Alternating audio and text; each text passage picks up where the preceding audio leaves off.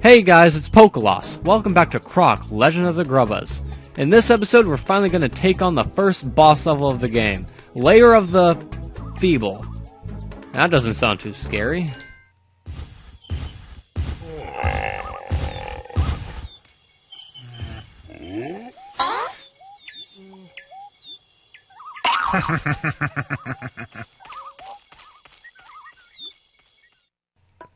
So, the first boss of the game is a Sneech.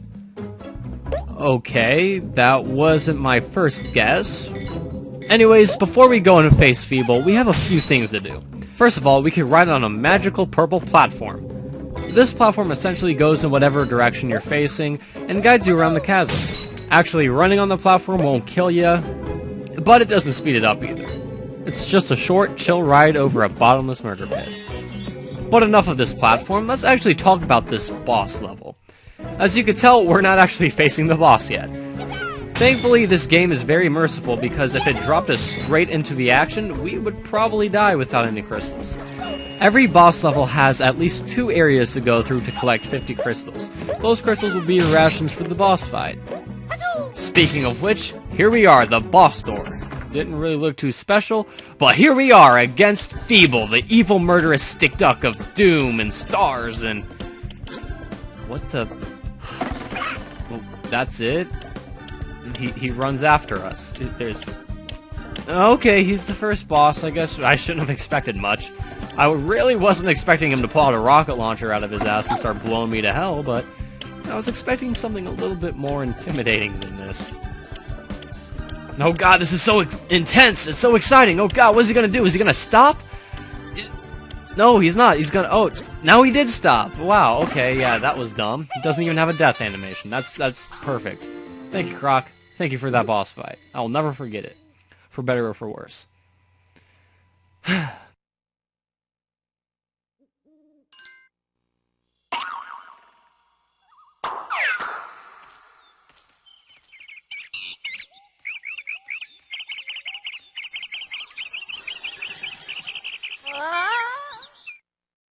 Well, that was very disappointing. Wait a second.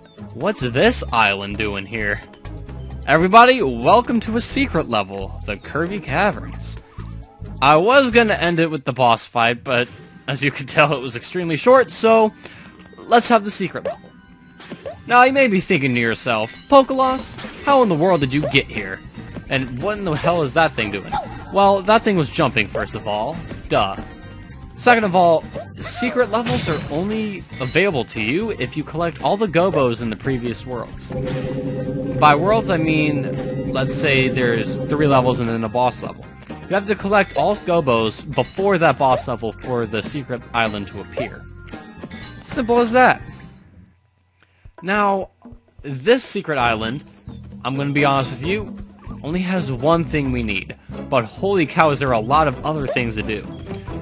Try to think of this as like one of those secret areas I showed you where like there's a bunch of little glowy spots and it feels like a bad acid trip. Except this is a lot more long and painful. But you get a lot more extra lives, so it evens out. I still don't know what those orange things are. I like to think of them as just walking popsicles that spit fire. Because that's just so ironic, like, popsicles can spit fire, you know? Okay. We have ourselves a key. That key unlocks the gate back from where we came, but I'd like to show off a few other things that we need to collect. First off, we meet again, Mr. Tapeworm. Good effort, but you did not defeat me in my quest. There's a secret life down there. You could get that if you want, or if you're afraid of jello, worms, then don't. Then why would you even play this game? Anyways, back to here.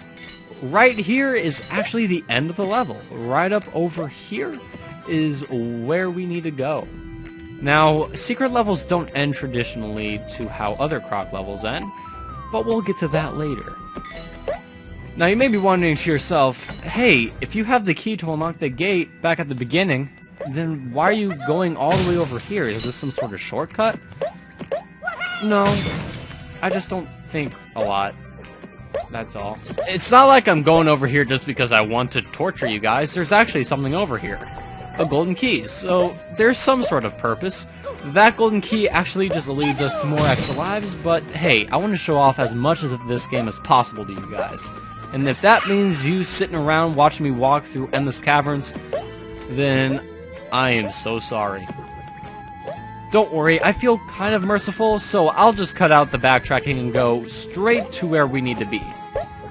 Remember that outside area with the Dantini? Yeah, this place. This is where we need to go. Now, you might have remembered this, but just in case you didn't, because you have short-term memory loss or something, there was a cage over here, and a button. And that said button does absolutely nothing. That's perfect. No, of course it does something. It wasn't just sitting there laughing at us just for us to fail. We could finally get this elusive box that's been taunting us all this time. And, of course, all there is a heart. Like I said before, there's no Gobbos, no super secret items or anything, just the end item, which we'll talk about right as soon as we get to it, because as of right now, we just need to end the level. I think it's a scientific law that every single platforming game needs to have these spinning platforms. I mean, they're in every single game, like 3 platforms going around in a circle. And look over there, there's even a Jiggy. This game completely rips off everything. Yes, just like in Banjo-Kazooie, there are jigsaw pieces that we need to collect to get to a different world. What different world is in Croc, you may ask? That won't come into play for a long, long time. In the meantime, we just have a whole crapload of crystals to collect and some pillars to climb. Yes, these pillars have alternating spin patterns with those platforms, and all we need to do is climb up them all. And I'm gonna make you sit through every single second of it. That's right, relish in it. Okay, I'm not that morbid. I'll speed up a little bit of this. Or cut, you know, I'm lazy. All that there is up here is 2 lives. It's really disappointing compared to the wait that it took to get up here. Yeah, this was totally worth it. I spent like 2 minutes just climbing up platforms. Well, at least you got to hear Croc's screams of anguish and pain. That's the sound he makes whenever he falls off a high cliff. Luckily, he doesn't take any fall damage. Enough of that, though. We collected our first jigsaw piece, as well as completed our first secret level, now that I think about it. That's all I have in store for you guys. Next time on Croc, Legend of the Gobbos, or whatever this game is called, I'm going to be taking on the last few levels of this first world. Thank you for watching. Tune in next time.